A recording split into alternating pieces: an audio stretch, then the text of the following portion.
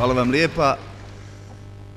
Dragi prijatelji, dame i gospodo, evo kao što rekoste, meni je pripala izuzetna čast da vam se mogu obratiti, da budem evo prvi od ovih izlagača u ovom radnom dijelu. Ja se zahvaljujem organizacionom odboru na ovom ukazanom povjerenju. Uvažene ekscelencije, cijenjeni Reisul Ulema, cijenjeni vjeroučitelji, imami, muallimi, dragi prijatelji, dame i gospodo, ja vas želim najprije srdačno sve selamiti i pozdraviti u ime državne vlade, u ime Vijeća ministara Bosne i Hercegovine, Ministarstva civilnih poslova i u svoje lično ime.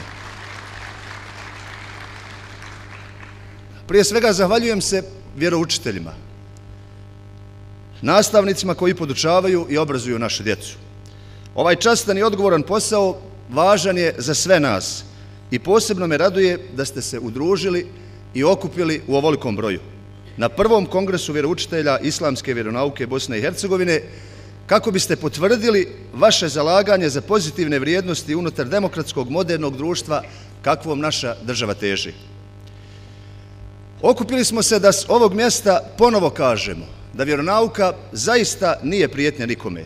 Ona je prednost i šansa i bitan dio odgoja i obrazovanja u savremenom svijetu.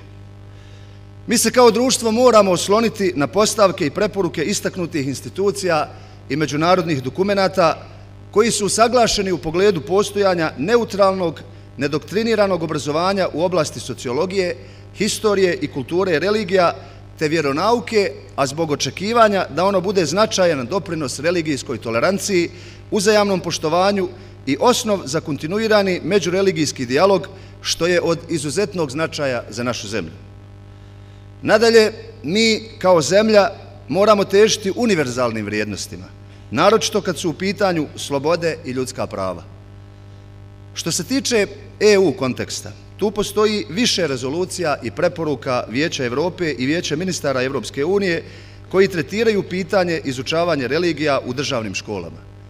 Vjeronauka se treba izučavati kao bitan dio kulture, historije i identiteta jednog naroda i Bosna i Hercegovina svakako tu neće i ne smije biti izuzetak.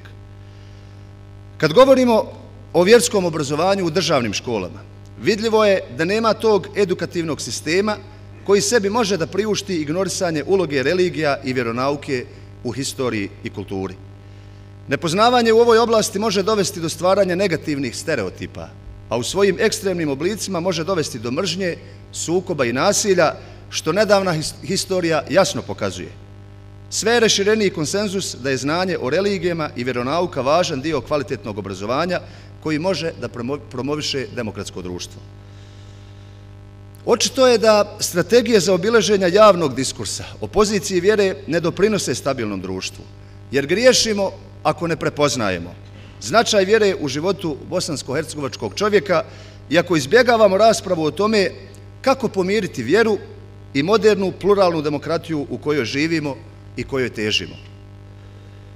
U Bosni i Hercegovini živi mnogo vjernika i ako mi ne popunimo polje vjerskog diskursa i ne budemo govorili o tome šta je zapravo vjera, čemu nas ona uči i kuda nas vodi, neko će drugi popuniti tu prazninu, a to mogu biti i oni kojima će vjera možda služiti i za ostvarenje nekih vlastitih ciljeva. Ništa nije tako prozirno kao neiskreno izražavanje vjere. Moramo se naučiti da međusobno priznamo kritičku ulogu, razdvajanje vjere i države, a odgovorno društvo integrirat će brige vjernika u univerzalne vrijednosti i želim da i naša država, Bosna i Hercegovina, posebno vodi računa o ovom pitanju. Stoga i ovdje treba podcrtati ono što je aktuelno kad je u pitanju Vijeće ministara Bosne i Hercegovine i niži nivoji vlasti, a što je vezano za vjeronauku i što i vas i nas najviše zanima. Naša zemlja je potpisnica važnih deklaracija, dokumenata Ujedinjenih naroda o eliminaciji svih oblika netolerancije na osnovu religije ili uvjerenja, te Evropske konvencije o ljudskim pravima, a na snazi je i Zakon o slobodi vjere i pravnom položaju crkava i vjerskih zajednica u Bosni i Hercegovini.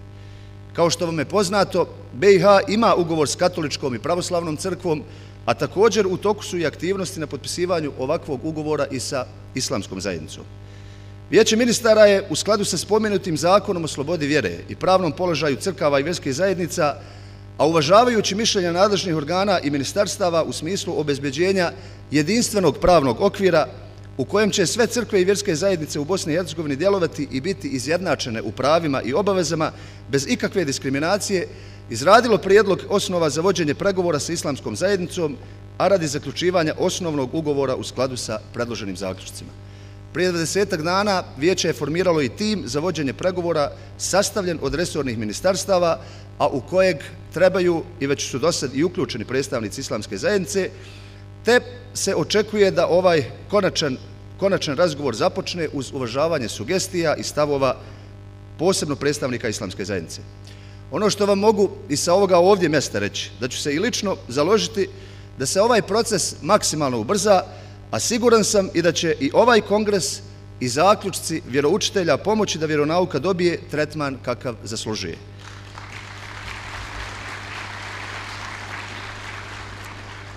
Jasno je da zbog svoje specifične materije nastavni planovi i programi iz predmeta vjeronauka kao i druga problematika iz ovih oblasti moraju na prvom mjestu biti usaglašeni sa vama, dakle sa onima koji se to najviše tiče.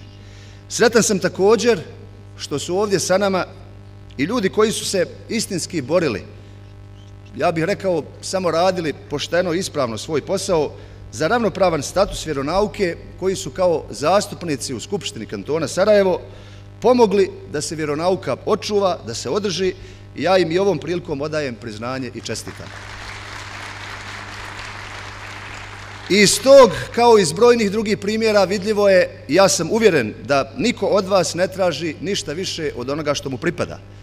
Uvjeren sam da ste vi, vjeroučitelji, na strani naše djece i da će vjeronauka ostati važan segment našeg obrazovnog sistema i važan putokaz ka modernom društvu koje zna svoju tradiciju, kulturu i korijenje.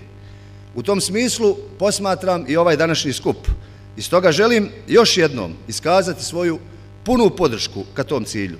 Također želim vam plodonosan rad, uspješan kongres koji će rezultirati zaključcima na dobrobit svih nas, a prvenstveno na dobrobit naše djece. Hvala vam lijepa, selam aleikum i želim vam svako dobro.